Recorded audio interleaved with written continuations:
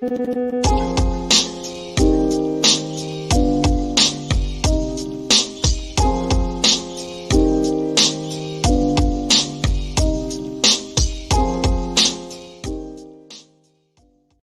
name is Eugenio Rolando Martinez. The reason that I'm here today is because my life has been involved with maybe the higher cases of the century. The loss of two presidents, the assassination of President Kennedy, the defeat of Nixon, in which I was involved too. And it looks like, I don't know if to say bad luck or bad judgment of the people who were, I believe, entre comillas, our bosses. We only had defeat and no victory. Kind of a sad, unsuccessful career. Dude, I mean, at least he lived to 98, Eric. I mean, what a life. Holy crap. Yeah. So, of course, today, the hell? Yeah, it's look at this that. guy.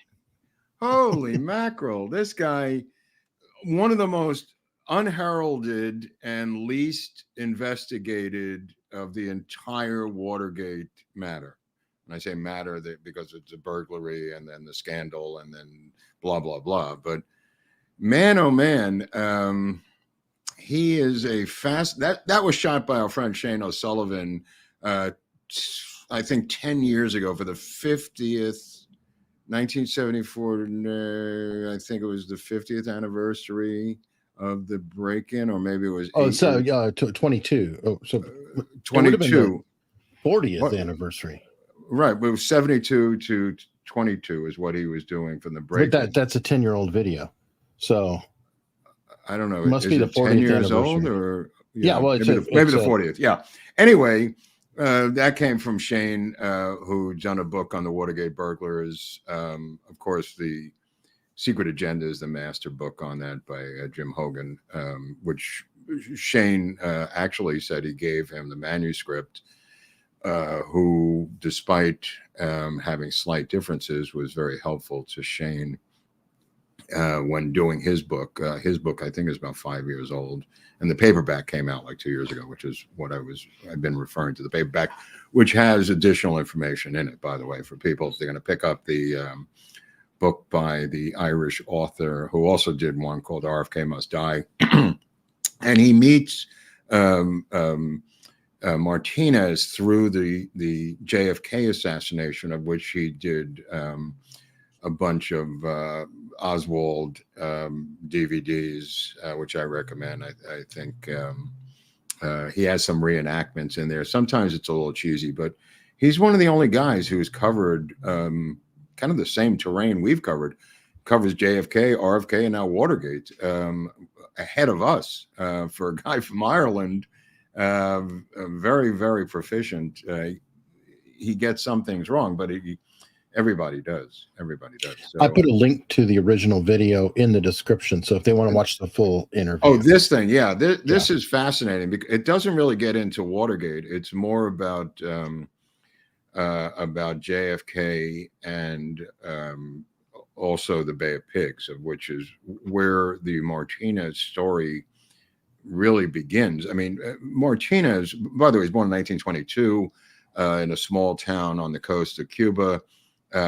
He will, I think he went to medical school. He was going to be a doctor. I think he went for 3 or 4 years before he leaves to Miami, like many did when Castro came to power. He is then approached by elements of the intelligence community, IC, and he's asked to get involved in planning and also in the carrying out of the Bay of Pigs. His handler is a cat named Eduardo. Eduardo is revered by the Miami Little Havana Cuban community, and Eduardo turns out to be E. Howard Hunt.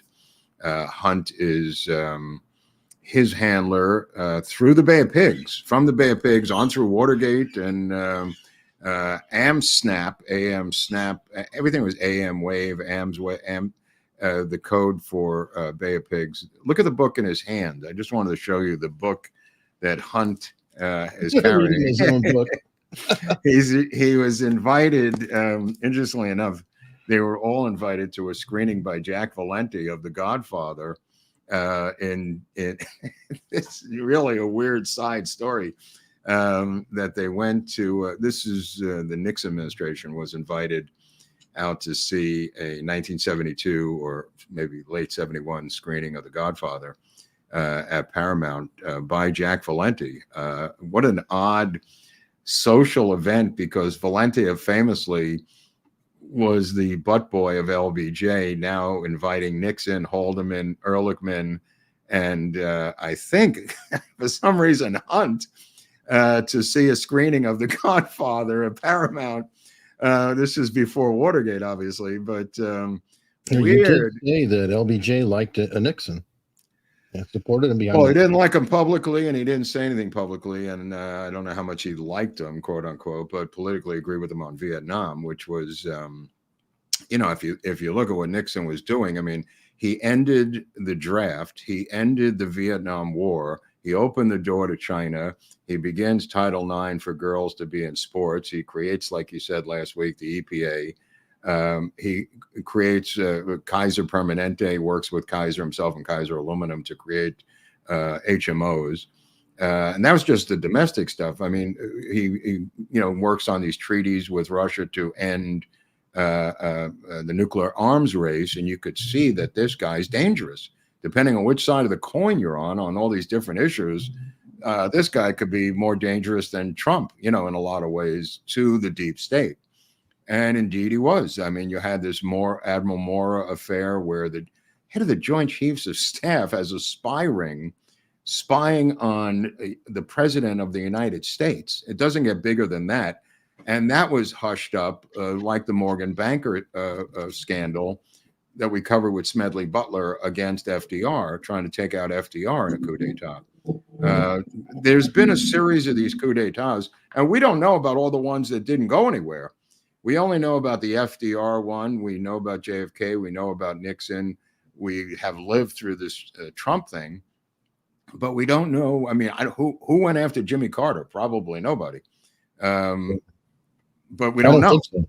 Yeah, we don't know. So the thing with Martinez, like I said, starts out with the Bay of Pigs, and he becomes a captain of a Bay of Pigs in the invasion, but I'm saying separately in Operation Mongoose and the stuff before that under Nixon. Not that he's reporting to Nixon, but in that time period when Nixon is VP, he is involved between that time and through the Kennedy administration with 350 naval affairs, naval attacks on Cuba. And I don't know if they're attacks. He is exfiltrating people that families want out of Cuba. He's involved in spying against Cuba. He's involved in bringing people, assassins, into Cuba. 350, Eric, military incursions into Cuba are simply on the watch of Eugenio Martinez, and he is the captain of the boat doing that. It's an insane amount of activity, and it goes, we'll get into it because it goes even later into his life. He is, like I said, the only guy not explored in Watergate, and there's a reason for that, because he is the only on payroll official CIA agent breaking into the Watergate and into Daniel Ellsberg's doctor's office. CIA doesn't know what to do about it. He's on the payroll. They can't deny it. They embrace it. They claim that he's fired the day that he's arrested for Watergate. But backing up, when he is recruited by Hunt, this is for the plumbers unit, Eric. He is Hunt goes down to Miami and he picks out finds Barker, which we covered, and we're going to get into McCord a little later. But he goes down and he finds Martinez. And when Martinez is contacted by Hunt, he's overjoyed because he is extremely patriotic. He's become a naturalized citizen. He works as in a car dealership where he is selling cars. And he is involved in anti-Castro activity after the Bay of Pigs as well. And when he comes knocking on the door, Hunt, he believes, and not wrongfully so, that this is an official government act. I mean, look at it from Martinez's point of view. Hunt comes to him and says, I've got a new job. I work in a place called the White House. And Martinez goes, okay, that sounds official. No, I'm serious. And he says, I'm working for a guy named the President of the United States. And then Martinez goes, okay, that's pretty good. The last time didn't work out so well, but nevertheless, the Bay of Pigs was a debacle. But Martinez is so loyal to the United States. I'll just tell you how loyal he is. It's kind of sad. His parents never get out of Cuba. They die in Cuba. They live their entire lives in Cuba because he is ordered by the CIA to never attempt to get them out. And of all the people he gets out, and there's quite a few, he's not allowed to get out his own parents because the CIA was afraid that if he was caught, that they would extract tons of information from him and use his parents as bait, Eric. So he was never allowed, and he honored this, to get his own parents out of Cuba, and he never got to see them alive in Miami. Wow. I know, it's really heavy. It's really heavy. He talks about it. He's a very fascinating guy. Nicknamed Muscolito because he was muscle-bound, but he was not a muscle-bound in the head. He kept a diary, and he also had a separate notebook, which was a notebook of phone numbers and names. The diary is going to come into play because it's going to end up being in his car after he gets arrested for Watergate, leaving the car at the Miami airport, where many people have left their cars, including myself. But getting back to Hunt knocking on his door, Hunt says, I've got this new assignment, and it's called the plumber's unit. And why don't you get a couple of guys? He gets Gonzalez, who owns a locksmith store, another Cuban Bay of Pigs guy. He gets a couple of other guys. They find Frank Sturgis, and they get Barker, and that becomes the crew. And the first assignment that they have that we know of, now there's other assignments because even in this interview that was filmed by Shane O'Sullivan, he refuses to talk about stuff that's never come up.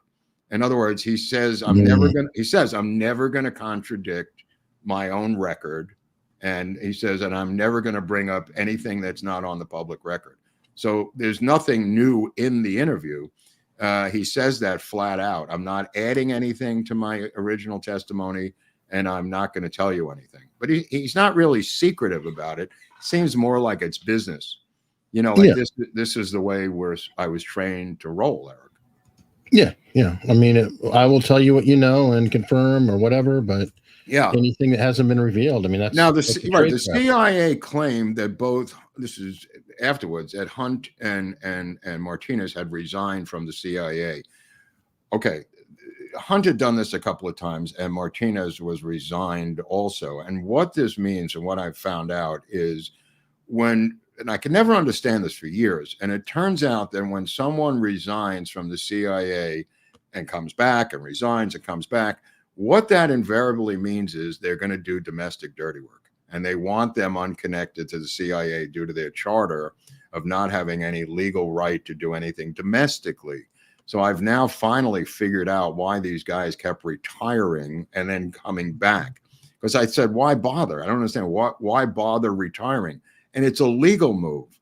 It's a legal move to dissociate the person from the CIA because they're going to do domestic work, because they're going to do things like this. Now keep in mind, Hunt goes to the CIA when they're about to break into Dr. Fielding's office. This is the doctor in Beverly Hills who is the psychiatrist of Daniel Ellsberg. Now you say, how hard can this thing be? You just go to the office. It's kind of like these garden apartments. They're not heavily guarded, even right now. So He goes to the CIA 4 times. This is Fielding on the left. That's his attorney on the right. Dr. Fielding, of course, and obviously that's the guy from the Harlem Globetrotters in back. Of course it is. Anyway, so he goes to the CIA where they have all their trickery and everything. I don't know if he went to Gottlieb, but he goes there and he gets wigs. He gets devices for fake heel lifts. He gets fake glasses. He gets phony driver's licenses. He gets like 1 million different spycraft things from the CIA, which he supposedly retired from their dirty tricks department. And he goes back there 4 times. It's documented. And if the CIA says that he had retired, it's a strange retirement for them to supply him with the tradecraft disguises of spy operations for a guy who's retired. So that's number one. Number two is I have no idea why he needed all this crap for a simple break-in. And the two of them don't really break in because they send the Cubans in. So I don't know why Liddy and Hunt are disguised other than they seem to be playing spy. It's the only thing that makes any sense. I don't know why they went into this overkill tape recorder and everything else. Now, they did have to get the cameras and everything, and they gave Martinez this glass cutter, and they were right there on the outside. They had given some money to a cleaning lady to get in, and they went to the back door, and there was like a glass panel, and they gave Martinez this glass cutter to cut that glass panel. And those glass cutters never work. If you ever tried one of those glass cutters, good luck cutting glass. It may be designed for a very thin pane. Not really sure how glass cutters work, but neither did Martinez. Well, they're supposed to stay score. And then you have to hammer or tap it out. Right. So anyway, so he just punched his hand through the goddamn thing and opened the door. Hence Muscolito's method of having to deal with a bad glass cutter. He then puts, this is Martinez. He then puts a black cloth over every window in the office, which is kind of interesting. I've never heard of that being done. And then he takes out the cameras and he begins to take out the crowbars, and they begin to pry into the files. But before he does anything, he takes his Polaroid camera and he photographs every square inch of the office. And Martinez does that for 2 reasons, he said. One was to prove that they were there to the higher ups. And number 2 was to put everything back the way it was supposed to go back, which is what's done in movies. Yep. In the movie business, the costumer and the set design and the art director always use Polaroid Instamatic cameras.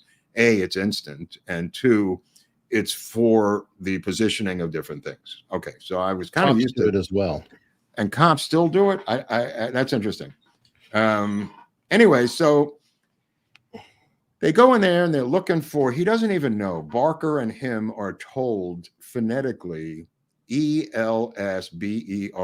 They don't even know who they're looking for, what they're looking for. They don't know Ellsberg. They don't speak that good of English.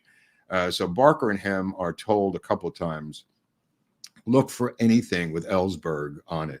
So they find Dr. Fielding's phone book, and it's got, you open it up and it says Ellsberg and his phone number. So they photograph that. When it's over, when this whole thing is, and they put the place back together, Martinez, there's the cabinets. Here's what they did. Martinez goes into the bathroom, and in the bathroom, he has the presence of mind to find a bottle of vitamin C that's owned by Dr. Fielding.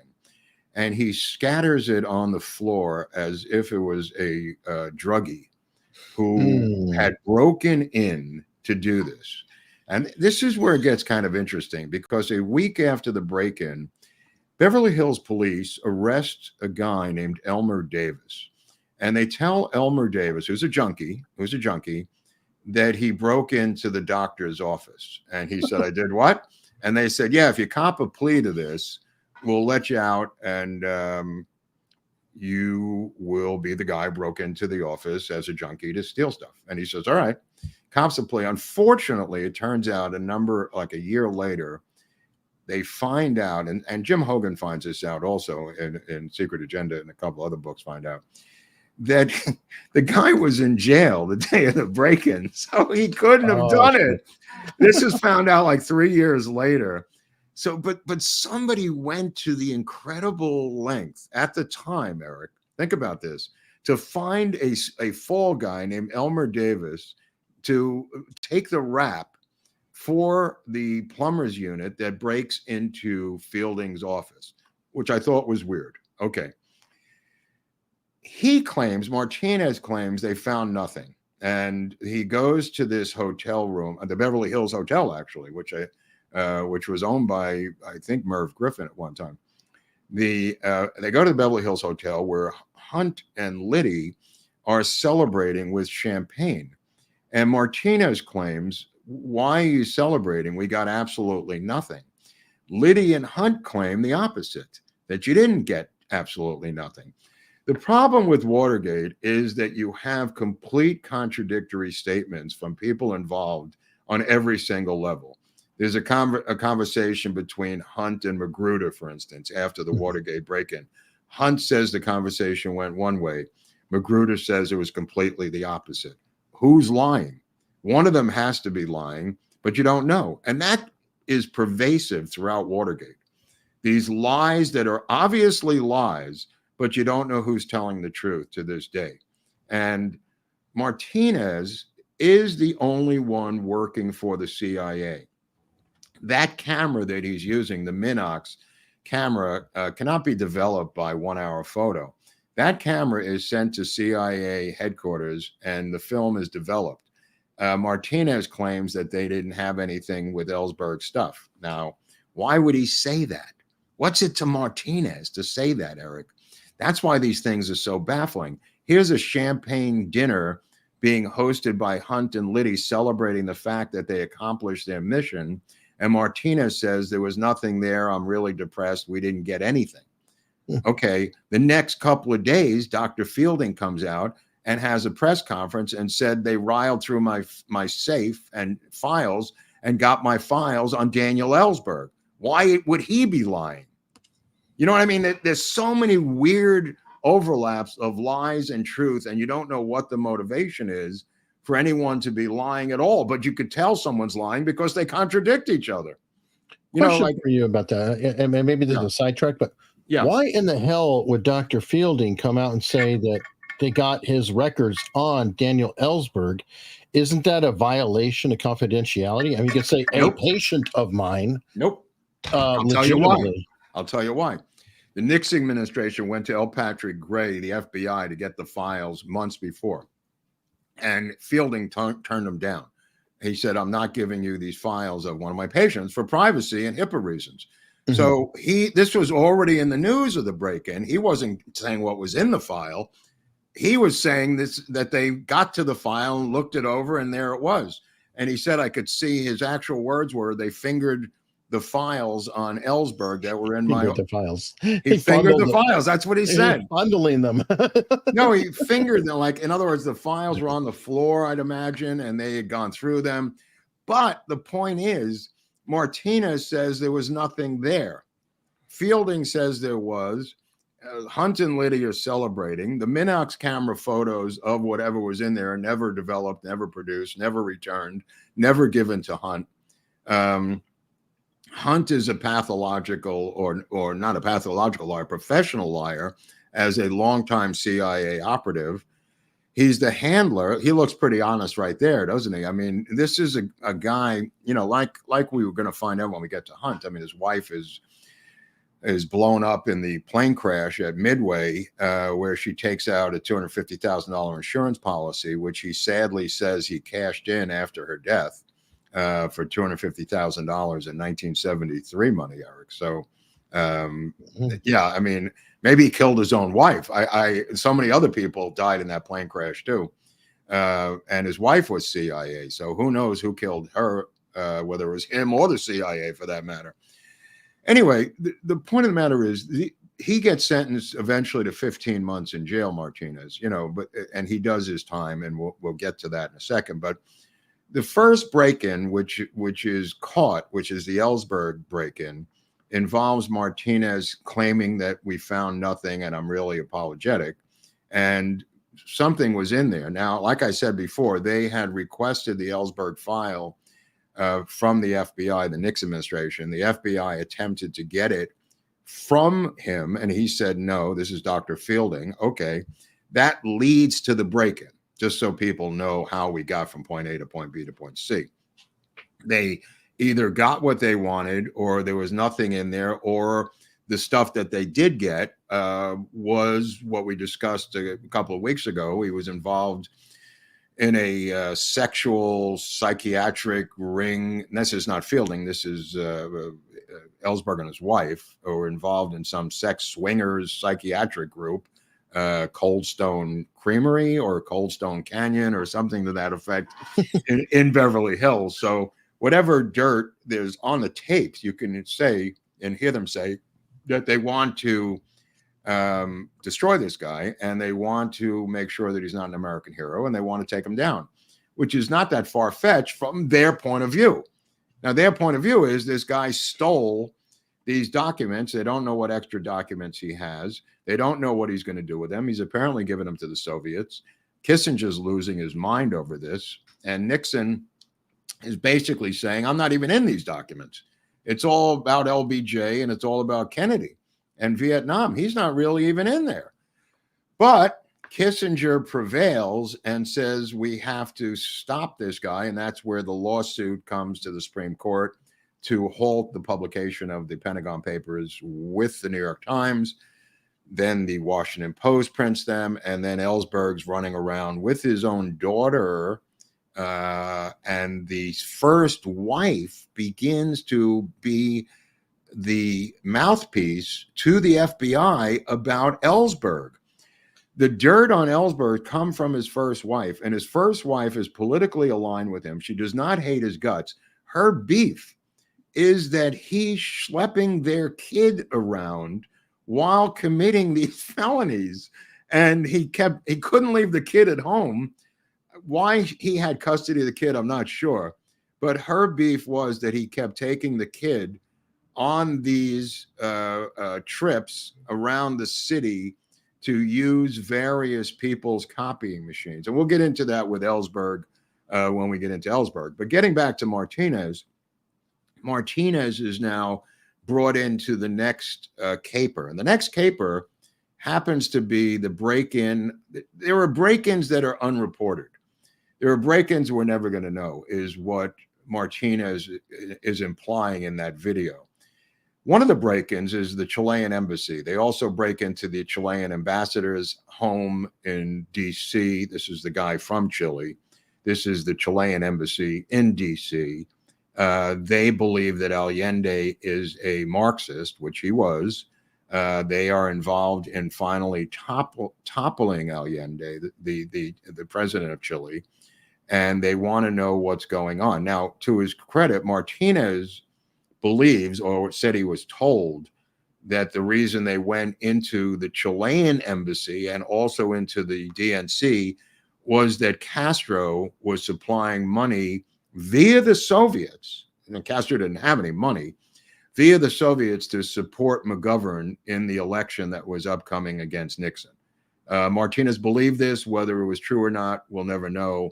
But that's what Martinez claimed he was looking for, was Spanish language documents from Fidel Castro, or paper trail of money from the Cuban government to the DNC. Which sounds legit, Eric, right? I mean, from the Martinez point of view. I mean, he said the Bay of Pigs was a botched operation, and then the Fielding thing was a botched operation. He will now say that they didn't get anything in the Chilean embassy either. And Watergate, he believes, is a botched operation, which is what's coming up next. So it's going to be very interesting. He was told to look for documents from Castro. Now, Castro is his arch nemesis. In this film that was shot by Shane O'Sullivan, what Martinez does later in life is he goes on the stump, this being the stump right here, claiming that Castro killed Kennedy. And he was, obviously had motivation to say that. So many people take it with a grain of salt because of the source of where it's coming from. When did he start going around saying that? Well, I'm going to tell you in a second. Just hold on for 1 second. I just got to grab something real quick. All right, let me get to here. Stone Racket is a new member. Thank you very much. And I like this, Pasha. Intelligence community, IC is pronounced icky. Yeah, good point. I could totally see that.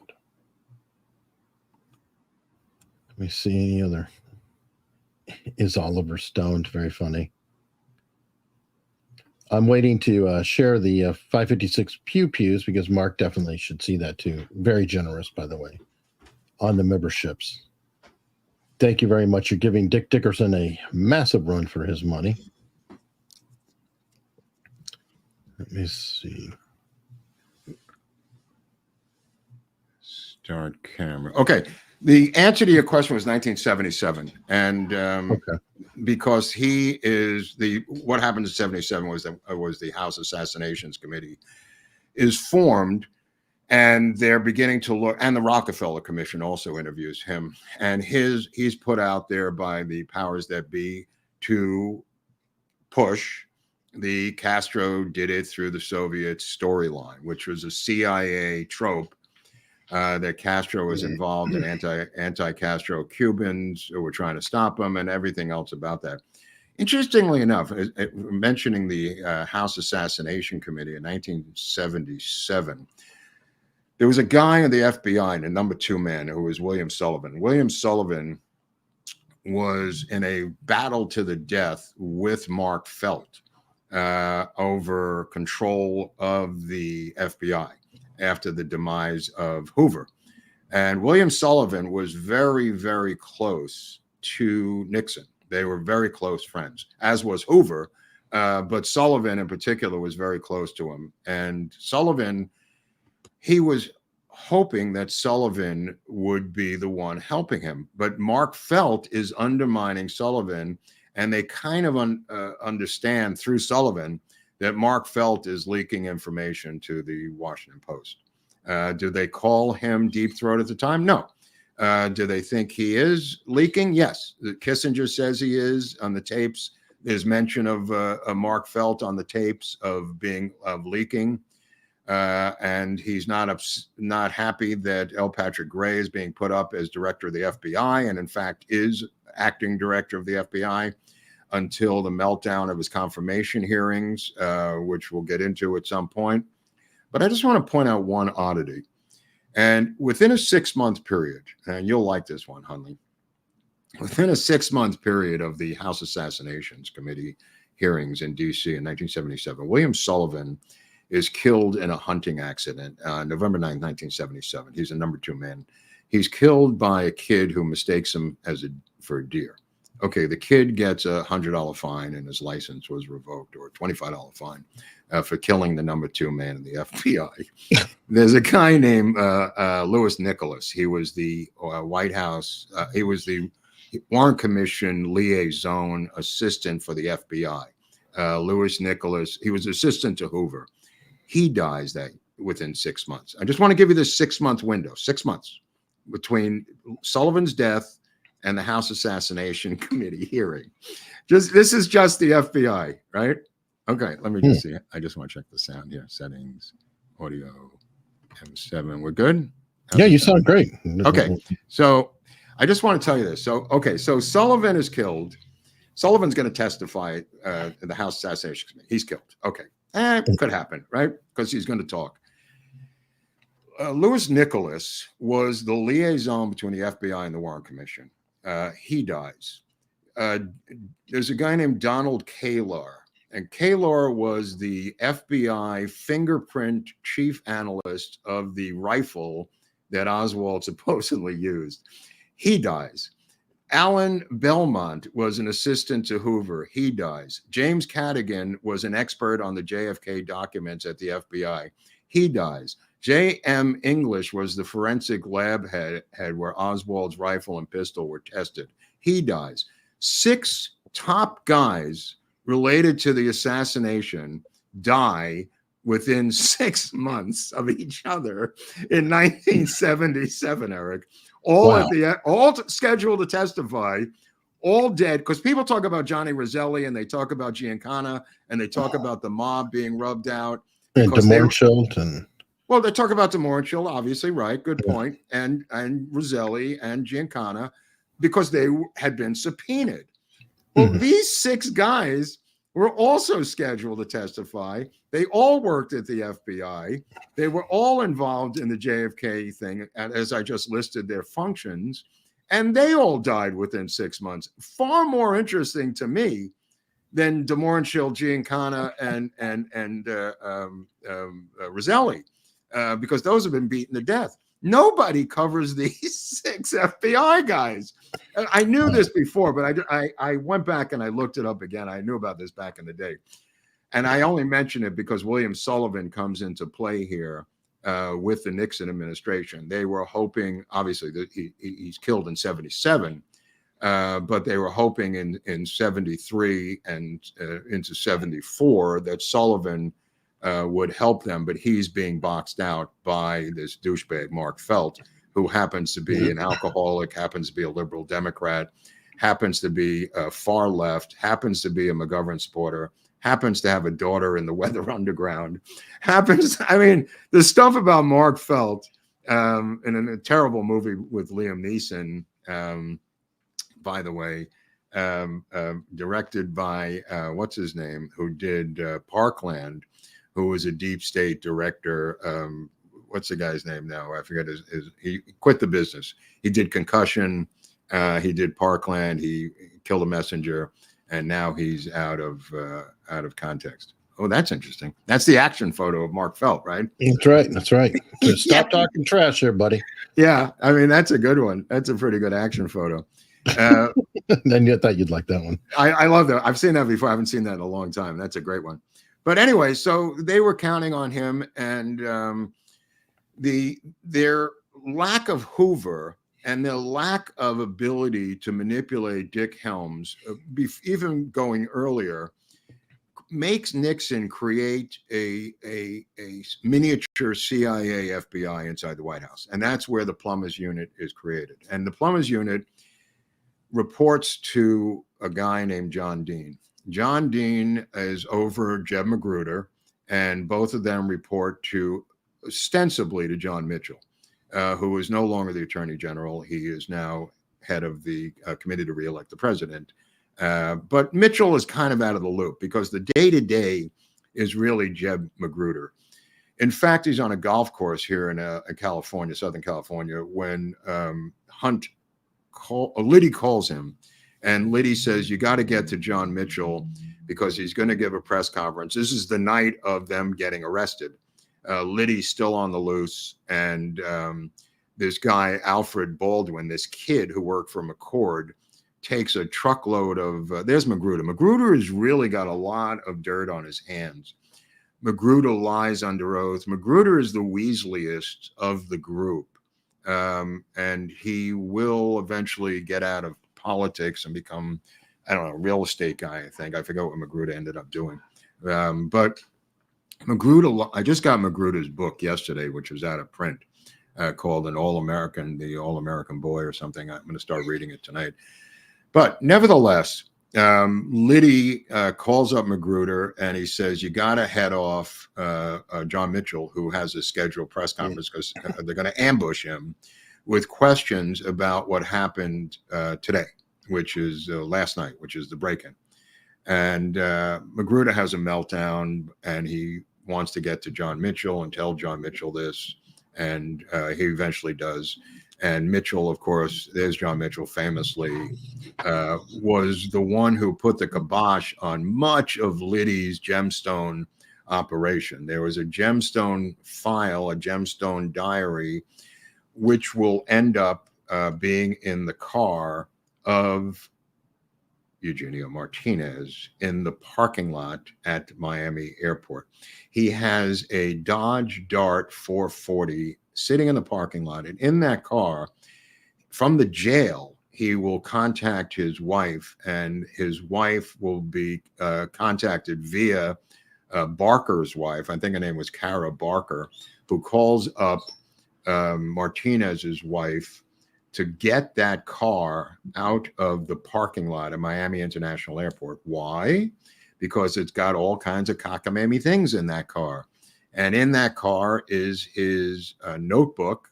Is that his wife? Is that Barker's wife there? Yeah. Yeah. I don't have photos of I think Martinez had 4 wives or 3.5 wives. I'm not sure. So I don't have a photo. I've never seen a photo. Not many photos on him anywhere. Right. Yeah. And that's intentional because he actually is the only guy working at the CIA. So the reason I mentioned the car is because all of a sudden the intelligence community knows that there's stuff in that car and they want to get to that car. So it's a race against time between the FBI, the CIA, and Martinez's wife. And okay, this is the car. Cool looking car. Let me tell you something. I'm going to tell you why. This car, this is the exact same car that my grandfather, Jack Bloom, won in a raffle. A priest came to the door and sold him a raffle ticket, and a year later came back and said, "You've won this green Dodge Dart 440. Now, the problem is the raffle was in my name, but I was only 9 years old, so I couldn't drive the car. When I was 17 and 18 going to college, he gave me the car with like 100,000 miles on it. That exact car became my car. Yeah, that car was like the first car I owned was from him that I technically want. There's my grandfather there. It's so funny because when the priest came to the door, he told me with the winning ticket, he thought he was full of shit and just shut the door to his face. And the priest said to come back the next day to tell him he was the winner. Now, Martinez owned the same car. The only reason I'm telling this cockamamie story is Martinez had the same car and it was in the parking lot. But in that car was his diary. And in that diary was his notes on Operation Gemstone and what they had achieved, what they hadn't achieved. And this was for the CIA. The other thing was a day planner, which had 100 contacts of CIA or contacts of his and their phone numbers. So, yeah, this is not that book, but in his car was his regular day planner. This is what was on them when they were arrested, why they had Hunt's phone number on them. All of the burglars had Hunt's phone number on them, and he had a check from Hunt for $6.36 or something, which was really crazy. But this was a planned operation to get caught. Everybody now, most of the Watergate revisionists who have gravitas and documents, including a guy from a group that we have been following lately, which is Tom, what's his name, from the Justice Foundation. Okay. What's it called? I forget the Judicial Watch. Judicial Watch. Tom Fitton in 2017. Tom Fitton was able to extract a document, which I have. It's 160 pages. I printed it out last week, which is called the CIA History of Watergate. And we will post it on Locals for members only. In that document lies, this is a CIA document, 157 pages, by the way, of every single aspect of the CIA's involvement in Watergate. Say what? The CIA was involved in Watergate, Mark and Eric? Yeah. And what Fenton was able to do under the Freedom of Information Act was extracted. Now, this is after Jim Hogan and Secret Agenda. This is after Silent Coup. This is after Shane O'Sullivan's book. These documents are the work of Judicial Watch. And even if you look at Wikipedia, it'll say conservative group Judicial Watch, like it matters if it's conservative or liberal. Who gives a shit? The fact of the matter is this document, yeah, this is a Judicial Watch uncovered CIA inspectors. This is their report, their CIA Inspector General's Watergate history report internally. Now, that being said, in the break-in, Martinez was given a map.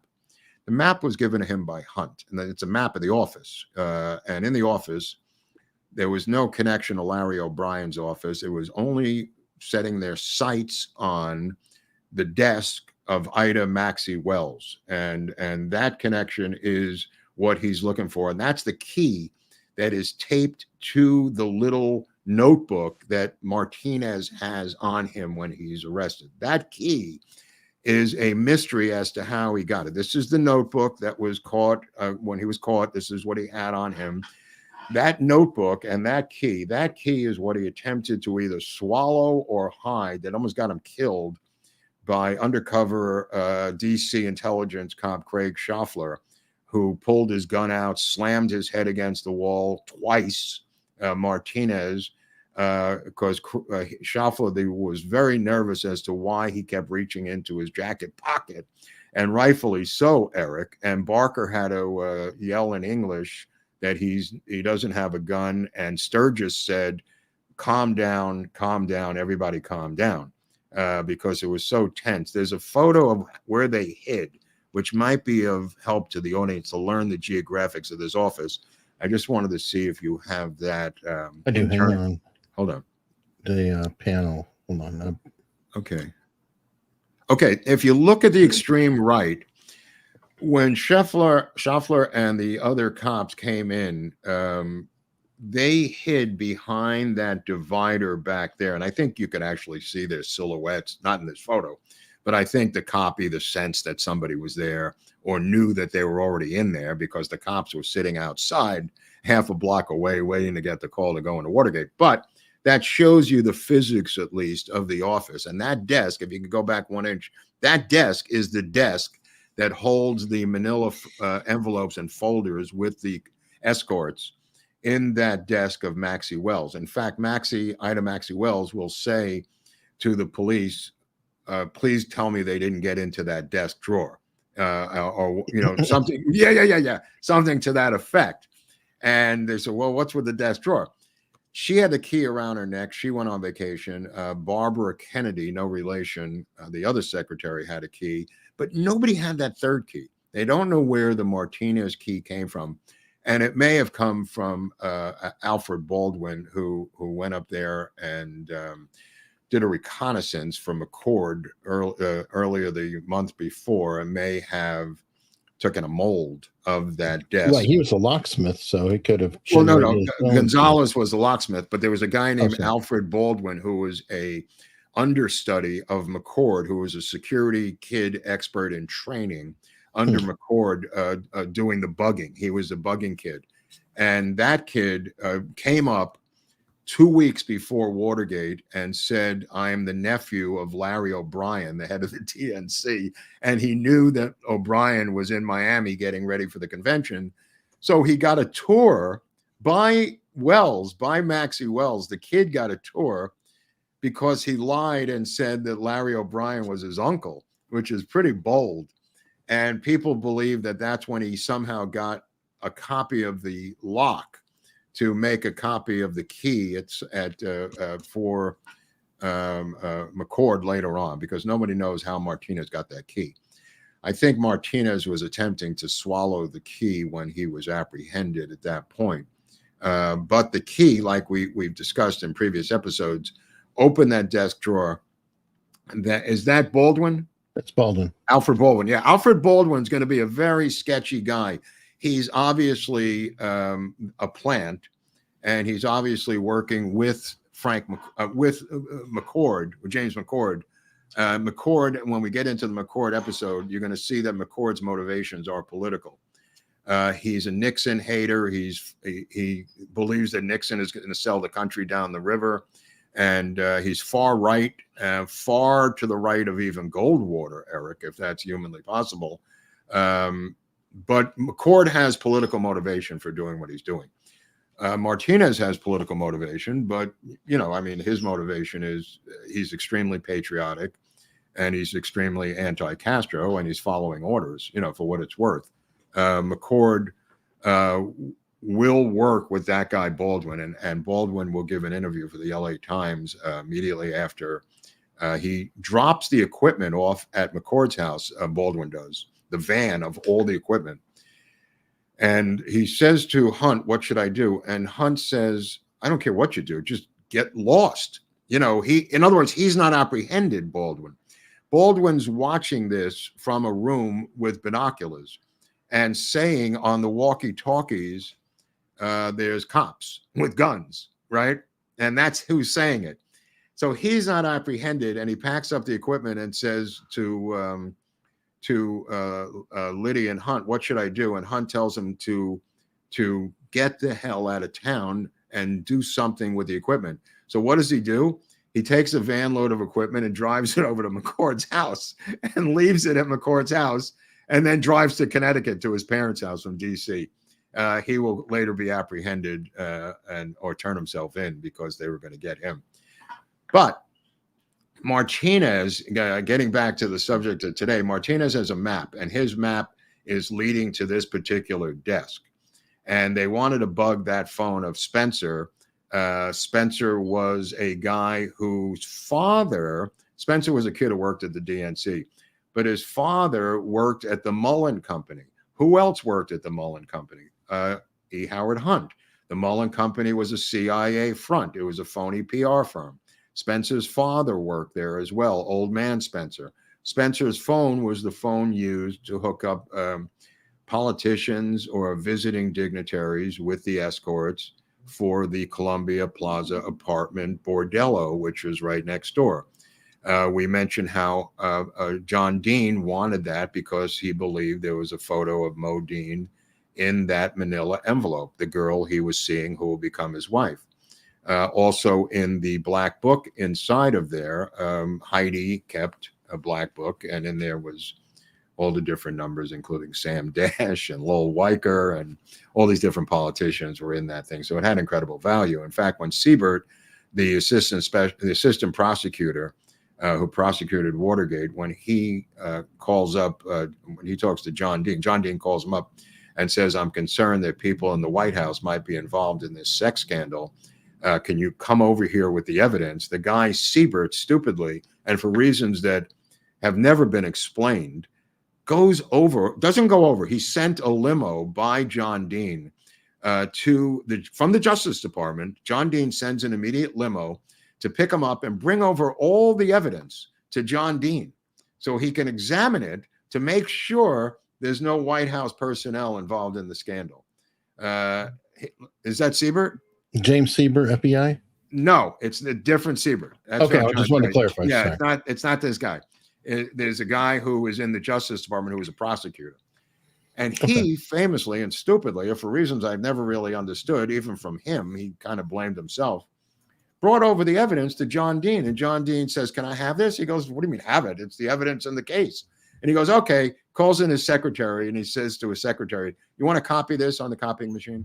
And the guy allows John Dean's secretary to copy everything in the book. So John Dean now has a photocopy of Heidi Reichen's black book, and that's really what he wanted. He didn't need the originals. And then Siebert goes back to the Justice Department.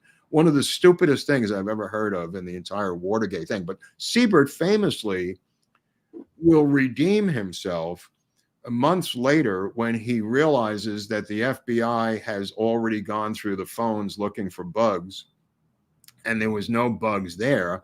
And a bug appears on the Maxie Wells Spencer phone, the one on that desk.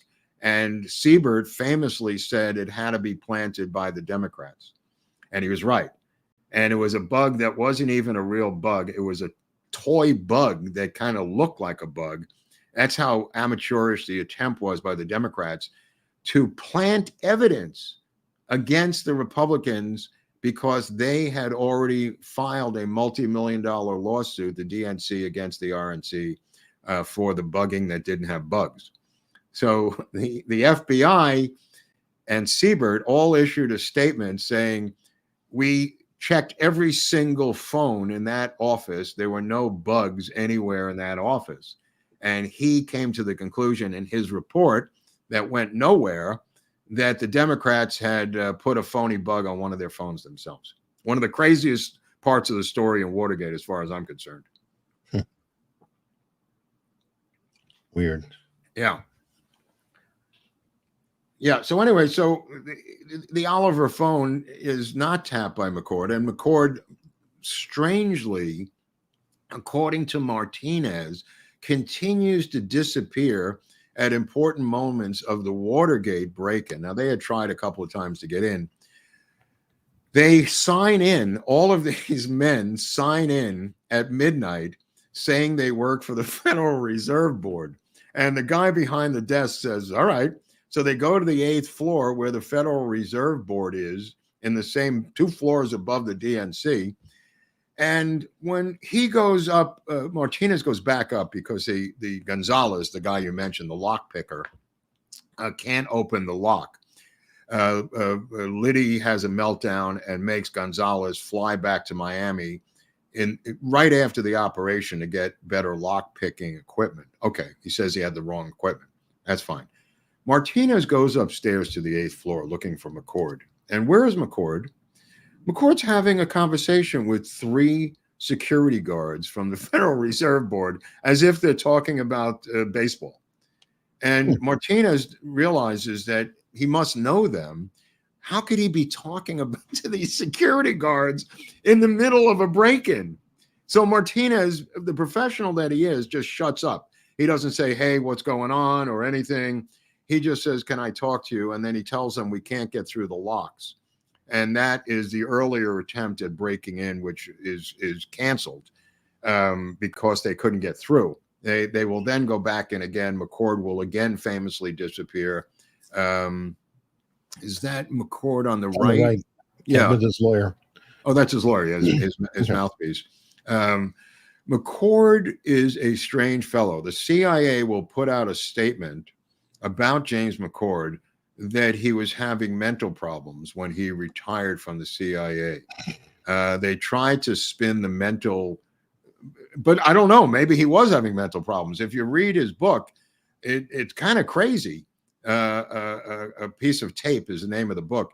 It's kind of an interesting, weird guy, and he gets into, religious statements. He gets into, Nixon selling us out, and I'm going like, I mean, how much can you hate Nixon if you're a Goldwater supporter? You know what I mean? And you've just won the election by 49 states. I mean, it's not like he is, a Kennedy supporter who hates the Republicans or LBJ against Goldwater. I mean, it's in the same party. It just doesn't pass the smell test, Eric. I don't know. I mean, in what do you call it, interstitiation or whatever in parties, you get some people who are such purists that they'll hate the one person that's 10% off from them more than they do a Democrat on the other side of the aisle. It could very well be. That being said, this is his motivation, McCord. I mean, his hatred of Nixon is his motivation for doing what he's doing. Now, I could see Mark Felt's motivation being a liberal Democrat. I get Mark Felt. I don't get James McCord, unless this entire thing is a CIA operation, which most of the historical revisionists have now come to realize that this is some group that wanted Nixon out of there. And this botched operation and the Fielding operation and a couple of these other operations were meant to melt down. And the only one who's not, like I said before, linked to the CIA is G. Gordon Liddy. And Liddy just, turns himself in and takes the rap, refuses to talk, as Liddy famously did. But yes, Liddy. Nixon famously on the tapes was just astonished that Sirica sentenced him to 30 years. I mean, I was just listening to the tapes the other night, and Nixon says 30 years for a burglary, first-time offense, no weapons. What the hell is this guy thinking? What is going on here? And he couldn't figure it out. Now, from Martinez's point of view, he's now seen a bungled Bay of Pigs and a bungled Watergate. He's saying that in this interview, and he's not incorrect, he's saying that the bungled Bay of Pigs led to the demise, indirectly or directly, of JFK. The bungled Watergate leads to the demise, directly or indirectly, of Richard Nixon. And he's involved in both of these situations. and he can't get his own family out of Cuba, right? Yeah, So that's what I say. He's kind of got a bad deal. If you look at that, he really did. I mean, up until he was in his 90s, and he lived with his girlfriend in Florida. He had a complete weight and gym set in his apartment. He was pumping iron at the age of 90, Eric, this guy, and revered in Little Havana. Just a rock star till the day he died. His daughter, he died in his daughter's house in 2021. So he actually beat COVID, which is kind of interesting. Or maybe not. But the reality of it is, his daughter said famously, if we went out to dinner, he would be politely interrupted almost 20 times during a dinner for people who wanted autographs and wanted a photograph with him. That's how much of a rock star he was. Now, he's not done with his career. That's why I was trying to get to this next thing. He decides after 1977 after he gets out of jail, he does about 15 months in prison. Once he gets out of jail, he goes and manages this car dealership, and that's his cover story. And he's still on the CIA payroll, and he's getting a monthly stipend. But what does he do? He says his handler, who is another guy named Gonzalez, who is his boss from the CIA. Now, he had famously, when Hunt contacts him, he goes to his handler, Martinez, and says, I've been contacted by my old boss, Eduardo. And he says, is Eduardo doing this for the CIA? So his Ramon Gonzalez, his case officer, his CO, reaches out to Langley and says to Langley, to the deputy director, Hunt has contacted my agent, an agent I'm running. This agent is named Eugenio Martinez. You know him very well. He's in good standing with the agency. Hunt claims that he's working for the White House. I just want to check on this. And no big deal. He gets a letter back from the deputy director of the CIA saying, cool it. Stay out of this. And he goes, what? And he says, I'm just wondering if he's legit, if he's doing this as some other project. I don't know what to do. And they tell him in really nasty terms that really rocked his world, Gonzalez, to stay out of it and literally, quote unquote, cool it. And he got really pissed off. And he said, I'm not cooling anything. I didn't do anything. I'm just following up on what my agent said to me, which is kind of odd at that point. So obviously Langley was super sensitive about this domestic operation that Hunt was cleared to retire to get involved in with the White House, to make a long story short.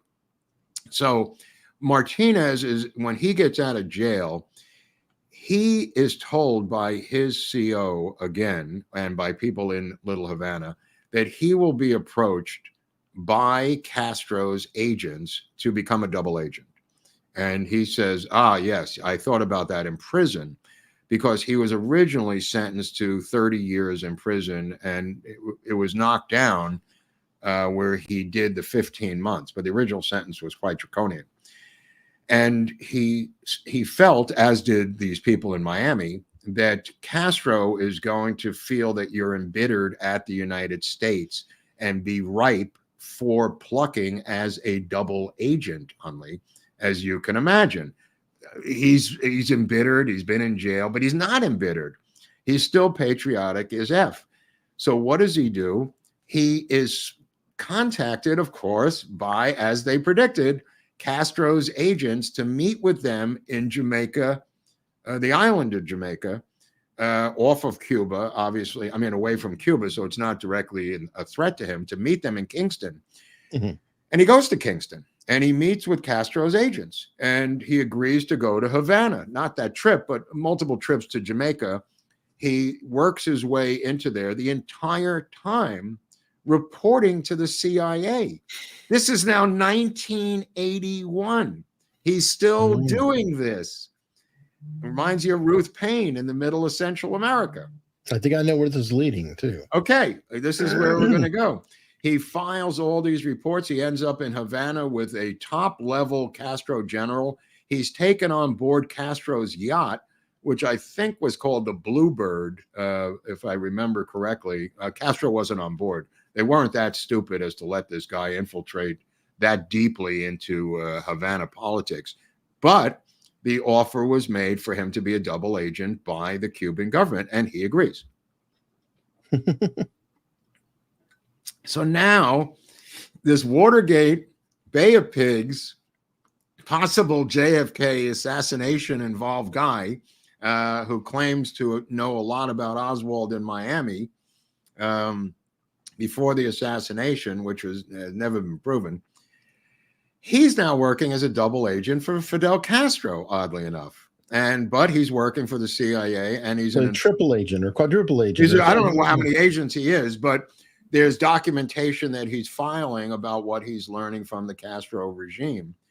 And they feel comfortable with Eugenio Martinez. Again, they've got his parents down there. So I guess they feel comfortable about that. They said to him, let's let bygones be bygones. And we will, if you're willing to work with us, we're willing to work with you in Miami. So he goes back and he does this and he files all these reports. And in 1983, I think it is, he is, in 1981, he attempts to get a pardon. In 1977, he attempts to get a pardon from Jimmy Carter. He attempted to get a pardon from Gerald Ford. When Gerald Ford became president, Martinez, lawyer, approached Gerald Ford for a pardon, and Ford said, no effing way. He then goes to Jimmy Carter trying to get a pardon. It's kind of like the black Secret Service agent we covered from the JFK story, finally getting the pardon through Trump, but technically through Biden at the beginning of Biden's administration. But he can't get a pardon out of Jimmy Carter. In 1983, Martinez becomes the only second person involved in Watergate to be pardoned by a president, and that's Ronald Reagan. So Nixon is the only other person to get a presidential pardon other than Eugenio Martinez, who's pardoned by Reagan, who refuses to go into detail as to why he's pardoning him. But the amount of information above and beyond, according to Reagan's people, gave him the pardon. The pardon was given to Reagan because of going above and beyond the call of duty. In this case, getting the complete pardon by Reagan. It's ironic that only Nixon and Eugenio Martinez are the only two ever pardoned in Watergate by a president. And to his credit, Reagan did the right thing here. Because this guy delivered so much valuable. I mean, keep in mind, they had been in Angola. They were trying to spread communism throughout the Mediterranean, through the Caribbean and into Central America. And he was involved in this way above the call of duty. I mean, having been imprisoned by the United States of America, his adopted country, Eric. I mean, come on, bro. Come on. That's kind of crazy. But I just want to get back a second to the car, the Dodge Dart 440, which had a push button thing for transmission. That car is broken into by the CIA or the FBI. We're not really sure. And that diary was gotten by them. So we never got to see the Martinez diary, which he won't admit or not admit was in that car. But there was a couple of different things in that car. Wait, I found a list of weird things that was in that car that I thought was of interest.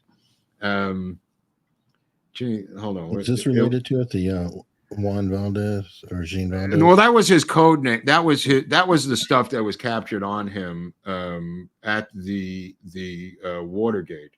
But there was a couple of weird things that was in there. Let me see if I could find this. He had a diet book on how to lose calories. He was a health freak. And he had a bunch of different things that were health related in there that I thought was kind of interesting. Plus the diary, which was the most interesting part of it.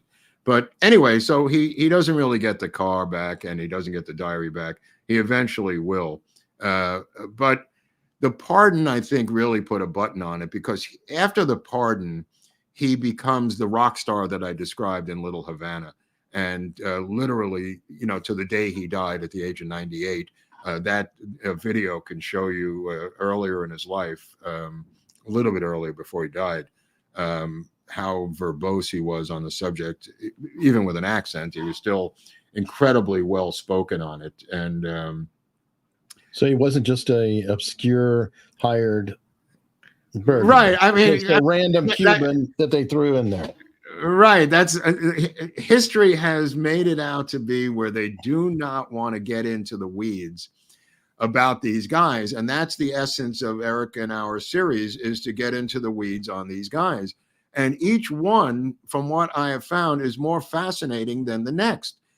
People just believe that these guys were lugs, and that Martinez was just Muscolito, the muscle for this operation. Well, as you can see from just a little bit that we've discussed today, it was far from it. And I think we've learned quite a bit. And also another long-lived individual. I mean, Bernard Barker lived long, if I recall. Yeah. They all do. It's like CIA, long life. Maybe they are getting greatest healthcare system in the world, greatest medical. It has to be the greatest. I mean, look at Ruth Payne; she's still alive, still around. Yeah, hell, they're contemporaries, damn near. Yeah, yeah. But all right, well, I thought we'd get something out of it. I hope you enjoyed it. Oh, fantastic! Of course. Okay. And well, you know who got a lot out of this? Who? 556 Pew Pew coming in. Oh, Jesus! 10 memberships. That's crazy. Well, you know what? It gets crazier. 10 more. Okay. Explain to the audience what happens to these things. There seems to be a little bit of confusion as to how these are divvied up by the great unwashed. Okay. The memberships I don't know. Are something that helps us out a lot. Yeah. Just kind of a way to donate to the channel, just like super chats or a donation to the channel. A lot of people will carry a membership, which is donating $5 a month or whatever it is. I think it's only $5 a month, just as long as they wish. But people can choose to gift a membership, so others will, be a member, and it gives them a badge next to their name, things like that. I'm still working on emoticons, but then if those people still like the show, they may renew the membership and continue to support us, or not. So it's a really, really kind gesture. It gives, a lot more people that. It gives them the badge to, make comments, and it really, really does help us out a lot. All right. Well, speaking of helping, tip your hat to that guy or girl, whoever did that. Yeah, him and Dickerson, Dickerson's a piker now. Is Dickerson fighting back? Well, not so far, but I'm never going to count out Dickerson. Never, ever, ever. But we may be in better shape. How's it going, boys? It's the Nigerian Prince. Keep up the good work. Oh, the old Nigerian Prince. Yeah. Wow. Do you have a fortune for us, Nigerian Prince? And then Doc 5758, was the movie The Plumbers with Woody Harrelson an accurate depiction of what happened after the Watergate break-in? The movie makes Hunt and Liddy look like idiots. It's just a comedy from HBO. It's not accurate at all. It's some sort of spoof on Watergate. I mean, if you're getting your information from that, you better pay attention to the series. Well, and that's kind of the narrative of the left, right? That it was the gang that couldn't shoot straight. That was their narrative until the revisionists got in there in the 80s and 90s. Yeah, and he, Tom Fenton, to his credit, in 2016. I mean, this is ongoing. They buried this shit, Eric. And Jeff Shepard. Jeff Shepard too, the Nixon lawyer. So yeah, I mean, it's great that people are digging and digging and digging and digging and digging. It's only taken 50 years. Yeah, that's it. The fact that Reagan gave him that pardon, I think, is a giant statement in of itself. That the guy was really. I think so too. Doing a lot. Yeah. I mean, put it this way: McCord didn't get a pardon. No, and Reagan could have commuted, but he gave him a full pardon. Like, boom. The commutation is kind of interesting. The clemency commutation debate that Dean has with Nixon about clemency, and I don't know why Nixon didn't give them clemency or pardon them. I found it to be rather bizarre that he could have aggressively headed this off without destroying the tapes by giving them all clemency. That would have stopped the shakedown by Hunt, which was clearly blackmail, but he never does it. And Dean says, they're talking about it, and he tells Dean to tell them that to stall them for time. He says, let's see what happens after their appeals process plays out. And Dean's saying that they're not going to wait that long. You know what I mean? They want to be taken care of now.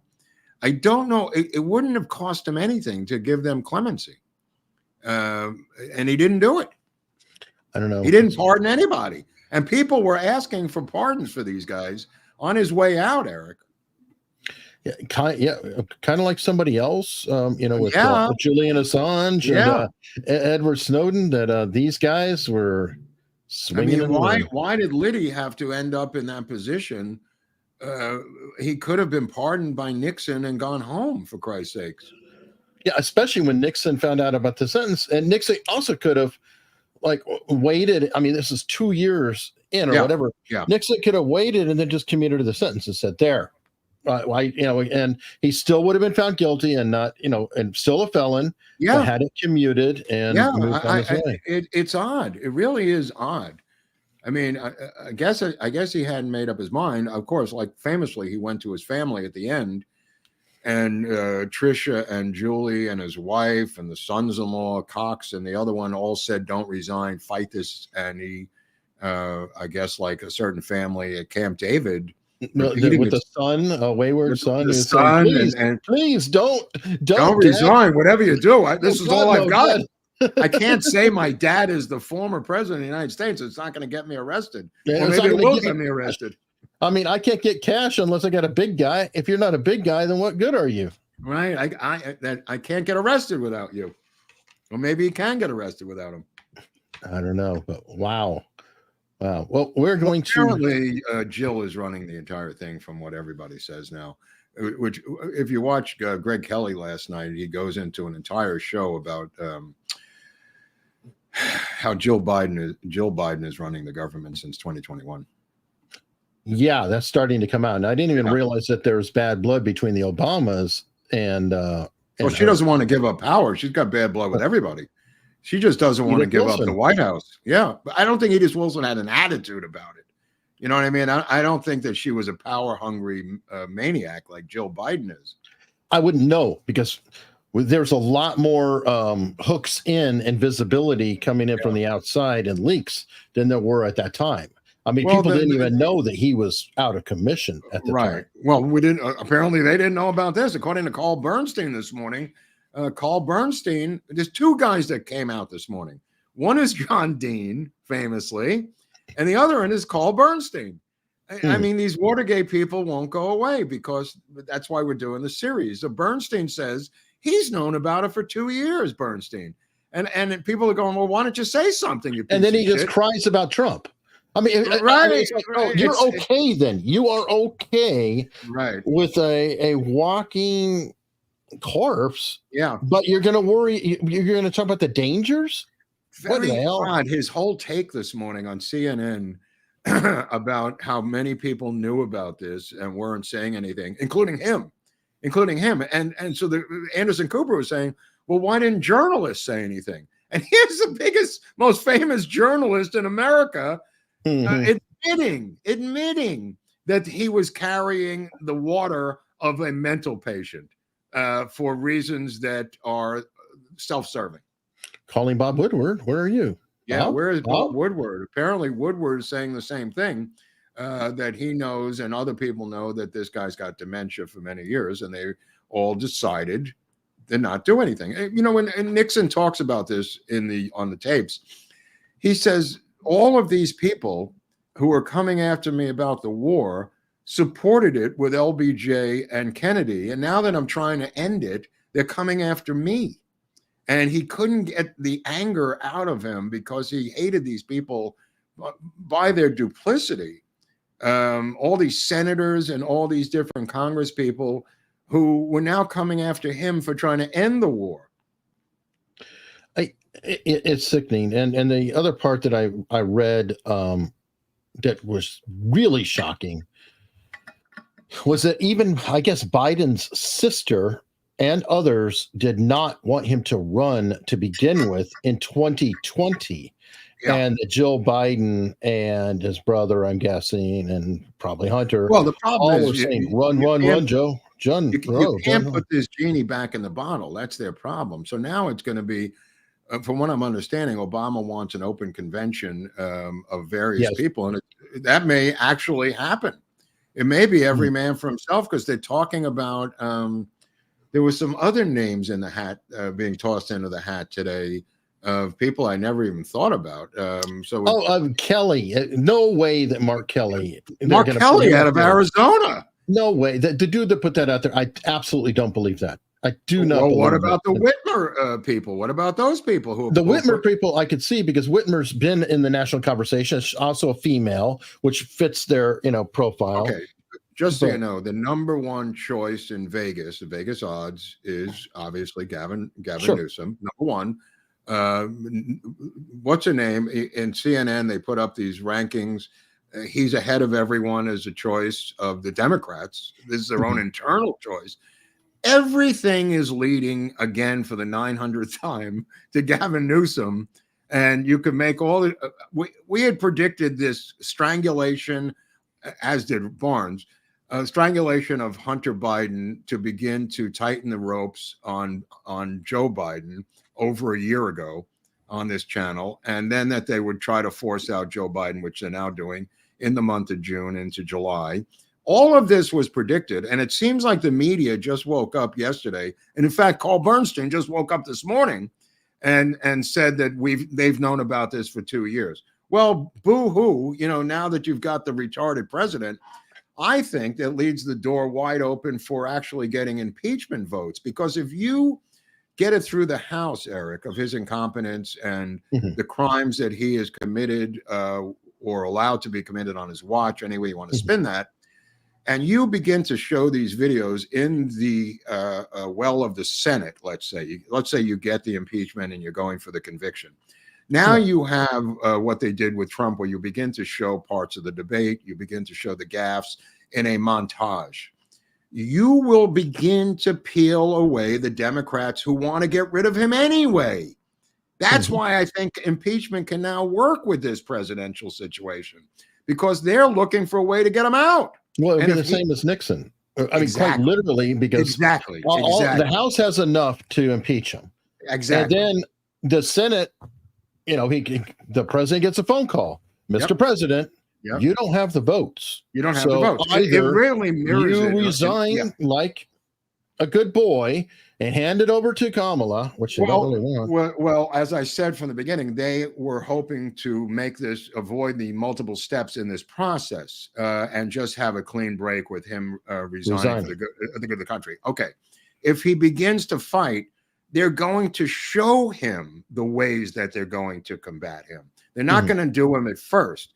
They're going to show him, look, your son is being sentenced September 18th. That could go one or two ways. Your son has another IRS tax trial in California starting next month. We said this a year ago. We saw this coming down the pike. They're going to threaten him with the son. Okay, that's not enough. Good. Now we're going to get the impeachment going for you in the House and start a trial in the Senate. And we're going to peel away and start to leak names of people who could run right now. But the real reason he's going to do it is because the LA Times, the New York Times, the Washington Post, and the Atlanta Journal-Constitution have all demanded that he step down. That is irrevocable. That's not going to change. Those are the major liberal papers in the country. That's not going to go away. That cannot be swallowed. The debate before. It's already out there. I sent you this, I think yesterday. This is 2 hours and 23 minutes of Biden. Oh yeah, no, I absolutely. I mean, the editors for the minority, the Senate minority, could put together quite a compilation. What I'm saying is that the message that they sent him through the newspapers wasn't enough. In other words, this guy Ron Kane has got to be called in before Congress. Ron Kane has got to be subpoenaed. He's got to testify about the mental acuity of his boss. His chief of staff is Ron Kane. So Ron Kane is going to have to testify under oath as to what is going on with the mental acuity. This is separate from impeachment of his boss. He is going to invoke executive privilege. Great. Send him a subpoena. I'm not going to show up. Great. Put him in next to Bannon. Great. Now you don't have a chief of staff anymore. In other words, they are going to increase the pressure on him until he buckles. How quick he does that and how much pain he's willing to endure doing that, or his wife, until his wife says, I've had enough, we'll see. I think it's literally a matter of days, if not weeks. Yeah, I had predicted July 4th. I'm not going to vary it. July 4th. That's a good number. It was a good number, July 4th, because it's the birth of the country and blah, blah, blah. Wrap himself in a flag. Yeah. I said July 4th would be a good time. The pressure is now increasing exponentially every hour, it seems like. We're in a Watergate resignation scenario here where it's increasing minute by minute, Eric. Every time I turn around, it's another group or publication or institution turning against him. Or now there was a Democratic congressman who came out this morning saying he's got to resign. So it's begin to cross party lines. Oh, yes, it's a. And then Donna Brazile, Eric, came out and said you can't leapfrog over a black woman with a white man or white woman. Donna Brazile in favor, of course, of Kamala Harris becoming president. Now, one name that did come back up, I don't know if you listened to Barnes last night or not, but he's saying Hillary's coming back in. That's insane. I did hear that. I don't believe it. So I don't know on that. I don't believe it. But I said something a while back, and I sent you an article about it too that supports my theory on it. And Sotomayor, the Supreme Court was complaining apparently about how grueling their schedule is. And in this article, it said progressives have been pushing early this year for her to resign while they're still in charge. Yep. That is the escape plan to me for Kamala. Put her on SCOTUS, gets rid of her, gives her the Lifetime Achievement Award or whatever she wants to have it, and then she's covered, right? Then Gavin can bring in Stacey Abrams or whomever else. Well, I think they're going to check. Yeah, it's possible. I think they're just going to make a backroom deal that they are the California president and vice president, and I think the endorsement of Newsom by Biden is what's going to do it. He is going to literally raise his hand up at the convention and say, as he has before, like I put up San Francisco Chronicle, this is my man, and he has endorsed Newsom as the guy who should replace him. He's not saying Kamala Harris, put it that way. He never did. And nobody has, and by the way, Obama's not saying give it to Kamala either. He said, I want an open convention. That's a different thing. So an open convention with the sitting president endorsing his guy is no longer an open convention. That becomes the superdelegates are either going to listen to Obama or they're going to listen to Joe Biden. So I'm sticking with my original prediction. But then again, anything could happen. You're absolutely right. This thing is in such flux. I mean, the logic of what I said a year ago is now apparently Vegas logic of the betting odds, which Barnes loves, of who is the most likely winner of this debate or scenario or Democratic nomination victory. Well, I was laughing hysterically when immediately after the debate, Gavin Newsom was trending. The second, he was a surrogate before the debate, so that's not that unusual. But he's up in New Hampshire now, doing Democratic things up in New Hampshire. Dude, it's going to be every day with Newsom because he is the heir apparent to Biden, and Biden can't weather this storm because the cat's out of the bag, and you can't get this genie back into the bottle. There's too many newspapers that have turned on him. People are going to say, I compared it the other night to when Obama came out in the middle of time saying, I'm for gay marriage. And the next morning, 800 pundits who reported to him switched to gay marriage. He's right. That was the greatest head reversal I've ever seen in American politics. But it's also the greatest power play to show. Yeah. He could just say, yep. Oh, by the way, now it's this, and all. Well, what if he went back the next day and said, you know what? I thought it over. No gay marriage. I'm sorry. I made a mistake. I thought about it. And everybody had to switch back, Yeah, I mean, that is funny. But time will tell. And the reason we're doing this series is because it's so relevant. And look at the parallels already. I mean, between Watergate and the current situation. I mean, and if we get a resignation coming out of this, oh my God. Oh my Lord. Oh my Lord. Look, the fact of the matter is he'd have to survive for the next 6 months without anything, without even running for office, which is rather nebulous, till January 2025. Sure. Yeah. I mean, that's uncertain by itself. I mean, I think they have 25th Amendment grounds already if they want. Right, but that's a pain in the ass. You got to get the cabinet. The cabinet's going to say, who is in? Am I in? Am I going to be the first one to say it? It becomes like a whole mess. It's messy. The real way to do it is impeachment. The real way to do it is to impeach him and not have the conviction and just force him out. Well, I think that they don't even want that. No, they don't want that either. They don't want any of this. I'm sure they're trying to get to him. Yeah. And Jill and her crew are keeping anybody away who can get to him and say, look, we've talked to the Republicans. We're going to help them get this impeachment going if he doesn't step down. What's astounding is not one person in this entire administration has resigned for any of these reasons. It's breathtaking how they have clung, all of them. I mean, Pete Buttigieg, some random dude should say, you know what, this is an untenable situation. I can't stay here. Just a guy you never heard of should have resigned by now. That's how addicted they are to power. That's for sure. Hey, Alex Davy Duke said, yes, thanks, Marks. You are a U.S. national treasure. Really, really, really wish Nixon hadn't resigned. Did they have something else on Richard? I should have listened to his family. I disagree. This is one where I think he was boxed out. He was told quite literally, they have the votes. You will be impeached and convicted. Now, others are saying that they didn't really. I just think that Nixon was a dead duck. I mean, he was a lame duck anyway. He already could not run again. What's the point fighting? It was only going to get worse for him potentially. Again, I've heard both sides of the argument. You could hear the family's argument. He had a lot of foreign policy left in him to do that he wanted to succeed. I mean, that's the argument. Right.